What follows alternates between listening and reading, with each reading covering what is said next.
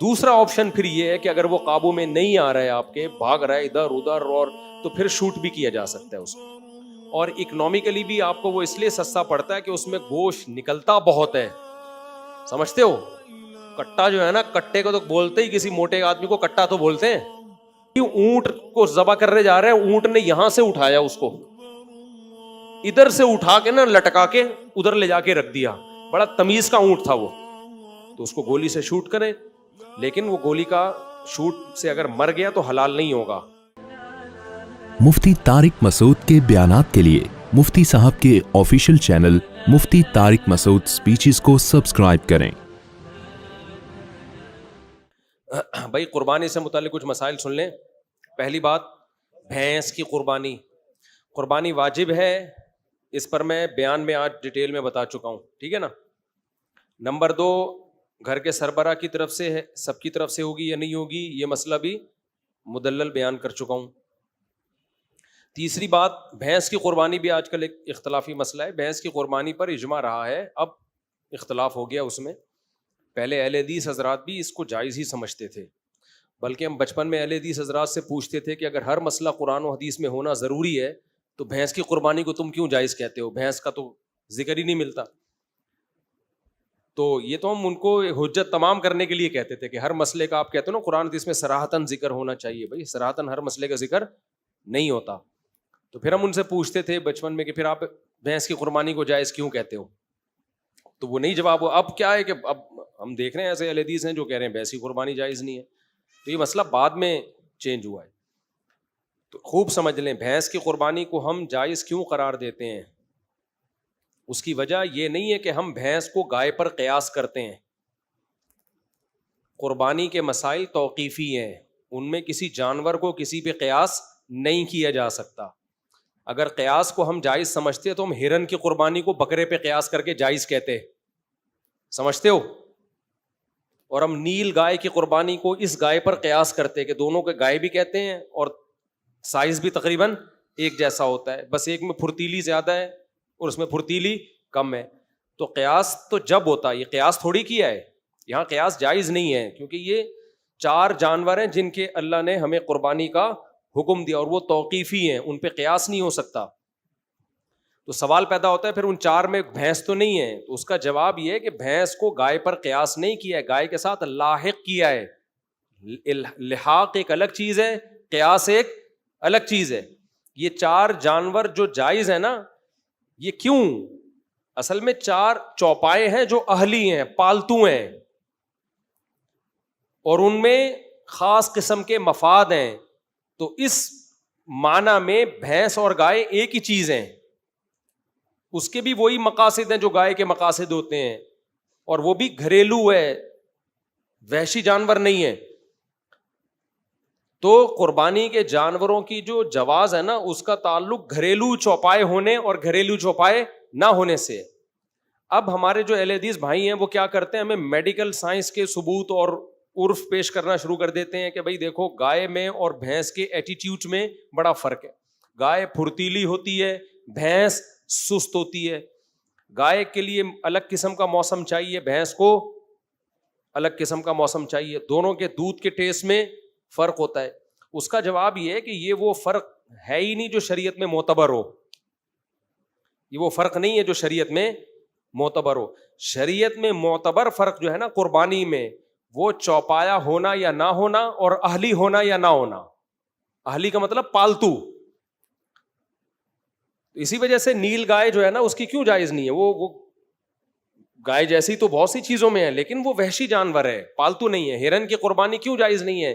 اس لیے کہ وہ پالتو جانوروں میں نہیں ہے، وہ جنگلی جانوروں میں آتا ہے.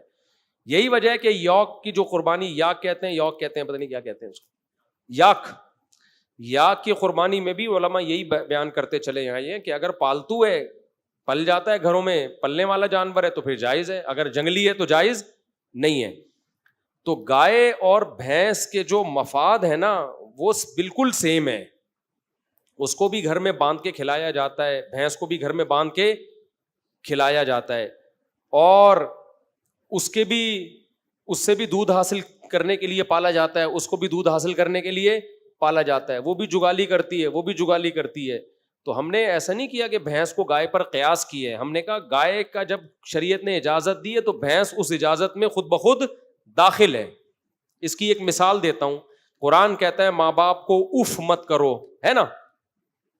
اب کوئی کہ گالیاں دینا جائز ہے, اور گالیوں کو میں قیاس کر رہا ہوں اف پر, سوری گالیاں دینا بھی حرام ہے, گالیوں کو میں قیاس کر رہا ہوں اف پر, کہ جب اف کہنا حرام ہے تو اس پر قیاس کر کے میں نے کہا کہ گالیاں دینا بھی کیا ہے, حرام ہے. ہم کہیں گے گالیوں کو اف پر قیاس نہیں کیا جائے گا, گالیاں اف کے حکم میں داخل ہیں, کیونکہ اف سے لفظ اف مراد نہیں ہے.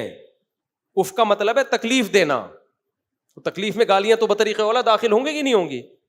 تو جب اسلام نے کہا نا یہ 4 جانور ہیں, تو یہ 4 جانور نہیں ہیں, ان جانوروں میں کچھ چیزیں قدرے مشترک ہیں, تو جو بھی ہوگی اس میں وہ یہی 4 میں ہی داخل ہوگا. وہ سمجھتے ہو, چاہے طور طریقوں میں فرق کی کیوں نہ ہو.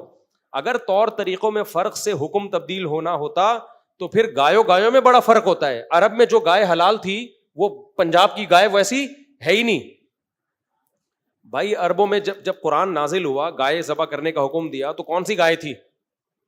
وہ تو سعودی عرب کی گائے تھی نا, مکہ مدینہ کی گائے تھی. اس کو الگ موسم چاہیے, پنجاب کی گائے کو الگ موسم چاہیے, آسٹریلیا کی گائے کو الگ موسم چاہیے. سب کے دودھوں میں بڑا فرق ہے, سب کے لائف اسٹائل میں بہت فرق ہے. آسٹریلیا کی گائے عرب کی گرمی برداشت ہی نہیں کر سکتی ہے. ہماری بھینس تو برداشت کر لے گی, لیکن آسٹریلیا کی گائے برداشت نہیں کر پائے گی. آسٹریلیا کی گائے میں دودھ زیادہ ہے, گائے کم ہے,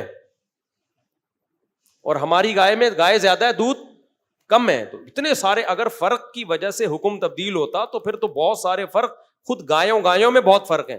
آپ گلگت کی گائے کو دیکھو, اتنی سی ہوتی ہے, جتنا مرضی کھلا دو اس سے زیادہ قد نہیں بڑھے گا,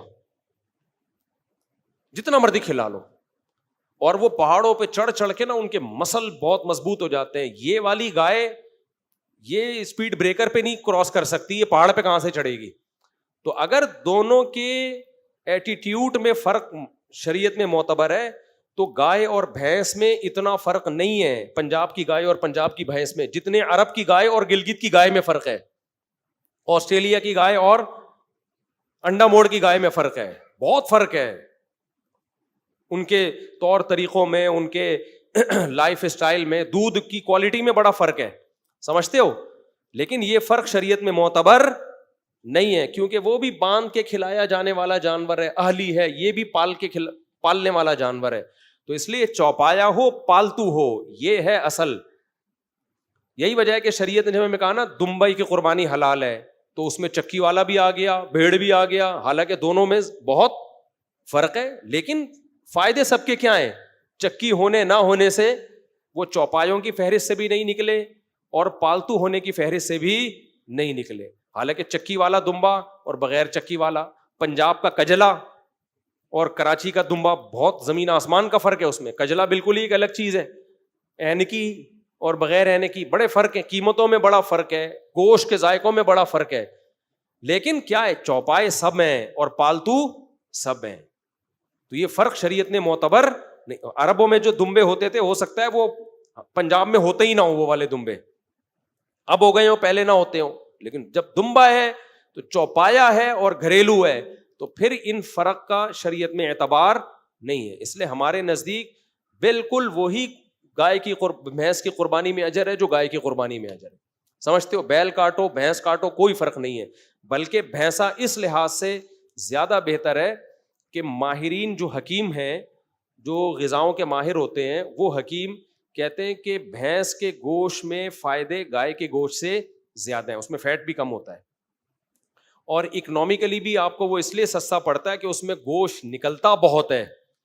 سمجھتے ہو, کٹا جو ہے نا, کٹے کو تو بولتے ہی, کسی موٹے آدمی کو کٹا تو بولتے ہیں, بھینسا ہی تو بولتے ہیں اس کو.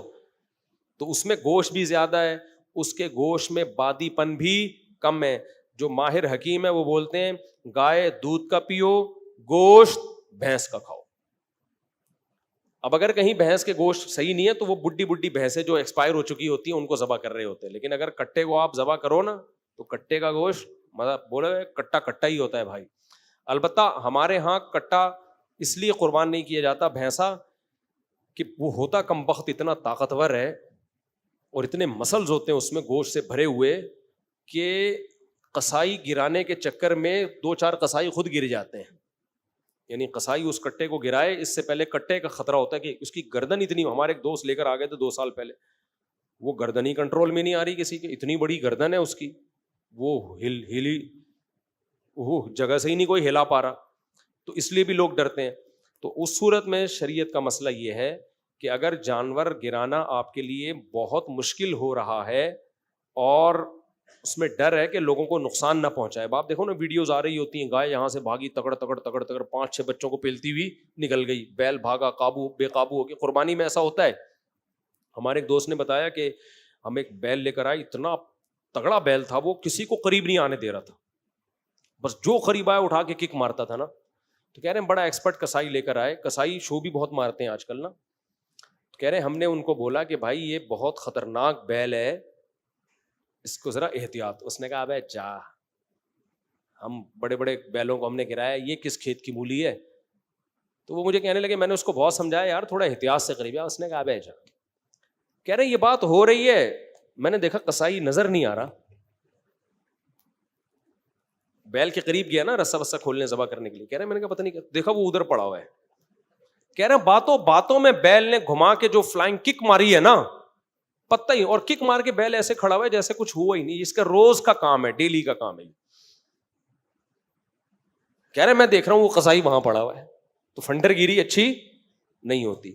تو ایسا کوئی ڈینجرس قسم کا خطرناک قسم کا بیل ہو تو پہلا کام یہ کر سکتے ہیں, بجائے تماشا محلے میں بنانے کے نا, وہ بھاگ رہا ہے, رسے توڑ رہا ہے, 5-6 بندوں کو اٹھا کے پٹک رہا ہے, تو ایسے موقع پہ بہتر یہ ہے کہ 2 دھاری چھری لے کے نا اس کی گردن پہ کھڑے ہی اس کو مار دیں گردن. سمجھتے ہو 2 دھاری چھری کیا ہوتی ہے, آرام سے گھس جاتی ہے وہ.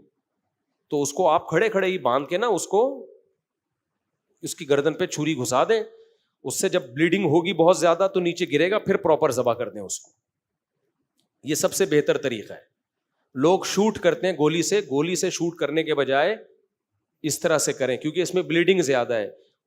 جانور حلال کرنے کا ایک بڑا مقصد ہے اس کا خون جسم سے باہر نکل جائے, تو گولی میں وہ کام پراپر وے میں ہوتا نہیں اور تکلیف بھی زیادہ ہوتی ہے جانور کو. دوسرا آپشن پھر یہ ہے کہ اگر وہ قابو میں نہیں آ رہا ہے آپ کے, بھاگ رہا ہے ادھر ادھر, اور تو پھر شوٹ بھی کیا جا سکتا ہے اس کو. تو اس کو گولی سے شوٹ کریں, لیکن وہ گولی کا شوٹ سے اگر مر گیا تو حلال نہیں ہوگا. جب گر جائے پھر جا کے اس کو ذبح کر دیں. البتہ گولی اگر دھاری دار ہے, دھاری کا مطلب بلیڈ ہے اس کے آگے, تو پھر بسم اللہ اللہ اوپر پڑھ کے اگر آپ نے گولی چلائی اور وہ دھار لگ گئی اس کے اندر, تو بھی گرے گا, تو آپ پر ذبح کرنا واجب ہے. لیکن آپ کے پہنچنے سے پہلے اگر مر گیا تو پھر حلال ہے وہ. سمجھتے ہو, تیر کا شکار ہو گیا یا گولی کا ہو گیا, تو گولی اگر نوک والی دھار والی ہے, کلاشن کوف کی یا ٹی کی گولی نوک والی نہیں ہوتی, آگے سے نوک تو ہوتی ہے مگر دھار نہیں ہوتی اس کی, بالکل ایسے سوئی ہونا بالکل گھب جائے, اس طرح سے تو پھر حلال ہوگا, ورنہ حلال نہیں ہوگا. تو جانور اگر قابو میں نہیں آ رہا ہے تو پھر اس کو قابو میں لانے کے لیے یہ ہیلا اور طریقہ اختیار کیا جا سکتا ہے.